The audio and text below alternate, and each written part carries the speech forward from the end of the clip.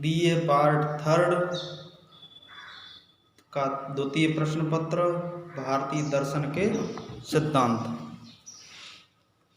भारतीय दर्शन के सिद्धांतों में सबसे पहले दर्शन शब्द के बारे में। दर्शन शब्द दृश्य धातु ल्युट जैसे ल्युट लकार और ल्युट लकार का अनुबंध लोप करने के बाद दृश्य प्लस अन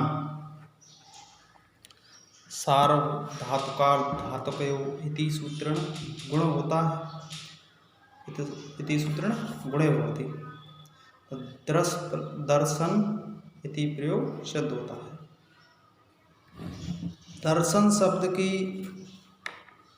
उत्पत्ति के बाद में देखा जाए, दर्शन माने देखना, ईश्वर तत्व को देखना, तत्वों का ज्ञान। पृथ्वी पे जो विद्वान तत्व हैं, जिसका दिखाई तत्व हैं, उनके बारे में विस्तार से जानना। इसके बाद में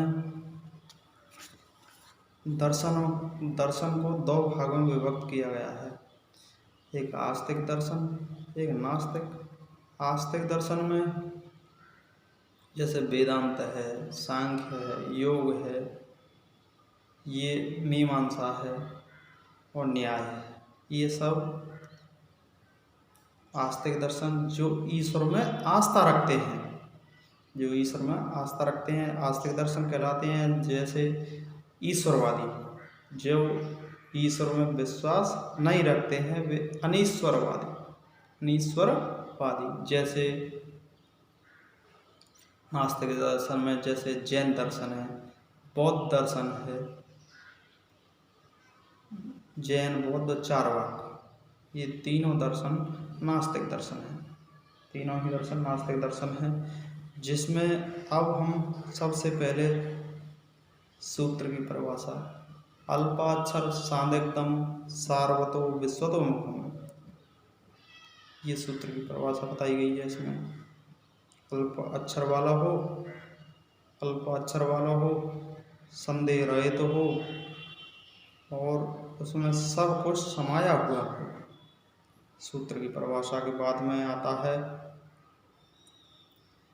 जो भारतीय दर्शन की विशेषता है। सबसे पहले पुरुषार्थ। तो पुरुषार्थ में दर्शन के हिसाब से चार बताए गए हैं। सबसे पहला धर्म, अर्थ, काम, मोक्ष। तो सबसे पहले धर्म के 10 लक्षण बताए गए। धृति, क्षमा, दमोस्तेयम, शौचम, इंद्रिय निग्रह, धीर, विद्या, सत्यम, अक्रोधो, दशकम, धर्म, लक्षणम। धृति मतलब धैर्य, धृति क्षमावान, क्षमाशील, धृति क्षमा। दमोस्तेय, अस्तेय मतलब चोरी ना करना, अस्तेय। धृति क्षमा, दमोस्तेय। शौचम और इंद्रियों की पवित्रता। धीर, विद्या, सत्यम, अक्रोध। धी मतलब बुद्धि, विद्या, सत्य रहित, अक्रोध क्रोध रहित। ये धर्म के 10 लक्षण बताए गए हैं। धरणार्थ धर्म इत्याहु धर्मम धारयते प्रजा, जो धर्मम धरणार्थ इत्याहु धर्मम धारयते प्रजा, जो राजा प्रजा का कल्याणकारी कार्यों या प्रजा का हित सोचता है, प्रजा के धारण करता है या प्रजा का पालन पोषण करता है, वो धर्म है। जैसे धरणा धर्म इत्यादि, जो धारण करे वो धर्म। जैसे इसके बाद आता है धर्म अर्थ की 3 गति बताई गई है। दान, भोग, पृथिव्या त्रीण रत्नानि, जल, अन्नम, सुवासनम, मूढ़ै पाषाण खंडेषु रत्न संज्ञा विधीयते। पृथ्वी पर 3 रत्न है, जल है, अन्न है और सुवास मीठी वाणी। और मूर्ख व्यक्तियों के लिए ये तीनों के अलावा जो मूर्ख व्यक्ति हैं पत्थरों को देवता के समान पूजते, उनके लिए वही सब कुछ होते। इसी प्रकार धन की 3 गति बताई है, दान, भोग और नाश। धनस्य तिस्रय गतः भवन्ति वित्तस्य। वित्तस्य, वित्त की, धन की 3 गति होती हैं, दान करो, भोग करो और उसके बाद दान, भोग। और ये यदि ये दोनों के अलावा, इसके अलावा आपने संग्रह कर लिया और उसका उपभोग नहीं किया है और ना उनके हाथ से दान नहीं किया है, तो उसकी तीसरी गति होती है नाश। इस प्रकार धर्म, अर्थ, काम हमें काम सूत्र में, जैसे बादरायण द्वारा रचित काम सूत्र में काम भावना, जिससे व्यक्ति में सुख, भोग, विलास की इच्छाएं बढ़ जाती हैं, जिससे काम भावना से भी एक श्लोक है, जैसे भारतीय संस्कृति की पुस्तक में बताया गया, ब्रह्मचर्य तपसा मृत्युम उपघ्नात्। ब्रह्मचर्य से जो देवता लोग होते थे वे मृत्यु को भी जीत लेते थे। इसके बाद है अर्थर्म काम मोक्ष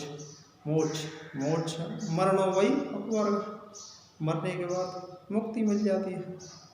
या फिर ऐसे मान लो, जन्म मरण के बंधन से मुक्ति ही मोक्ष कहलाती है। इसके बाद में आता है नैतिक व्यवस्था। दुख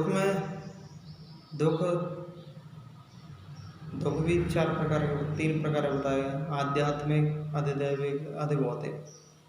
जैसे आध्यात्मिक, अधिदैविक, अधिभौतिक, जैसे दुख है, दुख के 4 आर्य सत्य बताए गए, दर्शन के 4 आर्य सत्य। जैसे दुख का कारण, दुख का निवारण, दुख के निवारण के उपाय। और भारतीय विशेषताओं के अंतर्गत ही चल रहा है। पुरुषार्थ के बाद में आती है नैतिक व्यवस्था, जगत की नैतिक व्यवस्था। तो जगत की जो नैतिक व्यवस्था है, जैसे व्यक्ति को कर्म प्रधान है, आज के युग कर्म प्रधान है, व्यक्ति को कर्म करते रहना चाहिए, कभी भी फल की इच्छा नहीं करनी चाहिए। जैसे देखो, कर्म भी 3 प्रकार का बताया गया, संचित कर्म, प्रारब्ध और क्रियमाण। संचित मतलब जो अतीत के, पूर्व जन्म के कर्मों से, अतीत मतलब भूतकाल के जो, उसका जो संग्रहित कर्म है। और क्रियमाण जो वर्तमान में हम कर रहे हैं। प्रारब्ध जो पूर्व जन्म के कर्मों का परिणाम है। ये 3 प्रकार के कर्मों की इसमें विशेषता बताई गई है। फिर इसके बाद में है संसार का रंगमंच होना, अज्ञान, तत्वज्ञान और मुक्ति, निधि ध्यासन, आत्मसंयम। और आत्मसंयम में यही है, ज्ञान से ही मुक्ति मिलती है, ज्ञान से ही मुक्ति मिलती है, ज्ञान ही धर्म है।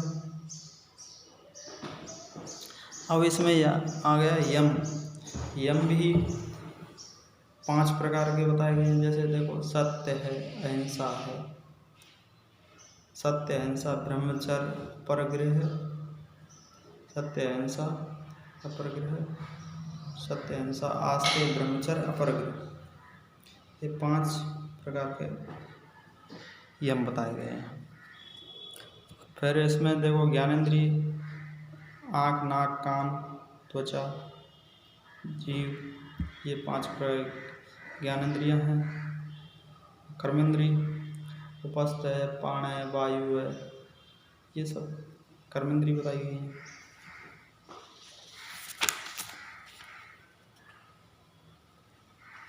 फिर इसके बाद में है मुक्ति ही जीवन का परमाधार। व्यक्ति जन्म मरण के बंधन से मुक्त होकर के देव अवतार में या स्वर्गलोक में अपना जीवन यापन करने लगता है। इससे वह व्यक्ति किसी भी प्रकार की 3,80,000 जो योनियाँ हैं उनमें अपना जीवन यापन नहीं करता। जैसे न्याय दर्शन के अंतर्गत न्याय दर्शन के प्रणेता हैं गौतम। उन्होंने सबसे पहले 4 वे बताए गए प्रमाण, प्रत्यक्ष है, अनुमान है, उपमान है और शब्द है। जैसे इसके बाद में है न्याय दर्शन के बाद में है वैशेषिक दर्शन के हैं कणाद। इन्होंने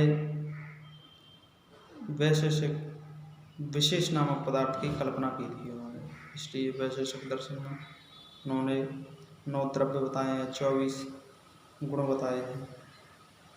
फिर इसके बाद में है सांख्य दर्शन के हैं कपिल मुनि।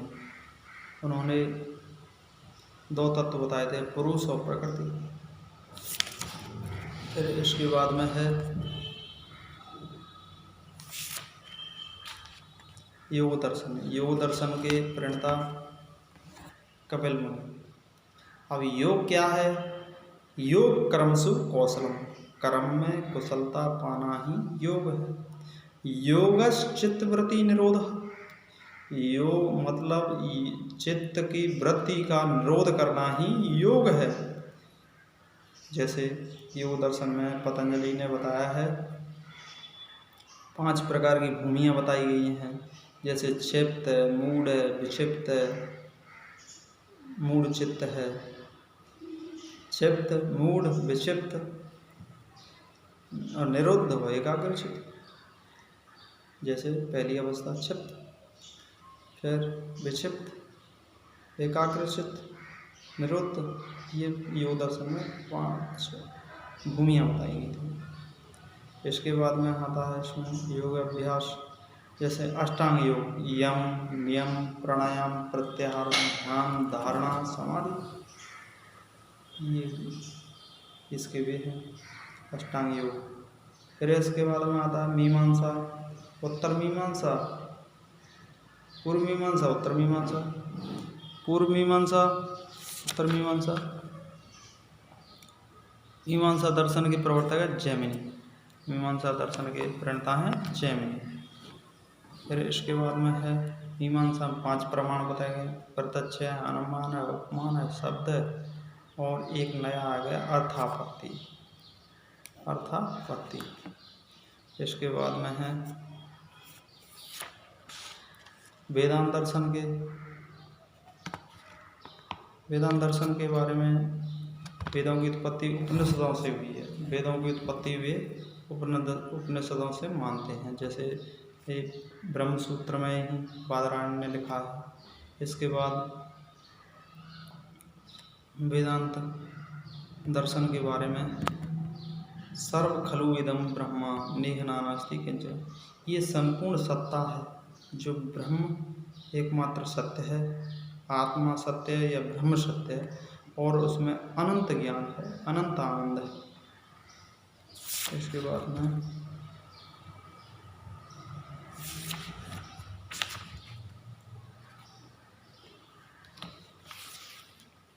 इसलिए वेदांत दर्शन के बारे में जैसे अज्ञान है, कर्म ही बंधन का कारण है, ईश्वर एकमात्र सत्ता है। इसलिए उपनिषदों की व्याख्या रामानुज इस प्रकार करते हैं, तत्त्वमसि तुम ही ब्रह्म हो। अविद्या के दूर होने की संभावना रहती है और व्यवहारिक और परमार्थिक है।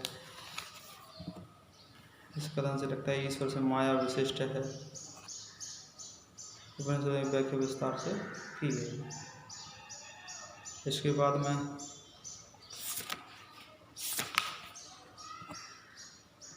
न्याय दर्शन के प्रवर्तक गौतम मुनि, इनका दूसरा नाम, न्याय का दूसरा नाम है अक्षपाद दर्शन। अक्षपाद दर्शन के बारे में इसमें 5 वे बताए थे, अर्थापत्ति, प्रत्यक्ष है, अनुमान है, उपमान है, शब्द है, अर्थापत्ति। ये 5 न्याय दर्शन के अनुसार 5 प्रमाण बताए गए हैं। और सर्वदर्शन संग्रह जो ग्रंथ है मध्वाचार्य द्वारा रचित है, इसमें उन्होंने सबसे पहले सांख्य है, योग दर्शन है, मीमांसा है, जैमिनी है, मीमांसा है, न्याय है, चारवाक है, जैन है, बौद्ध है। ये सभी दर्शनों को इसमें समाहित किया गया है।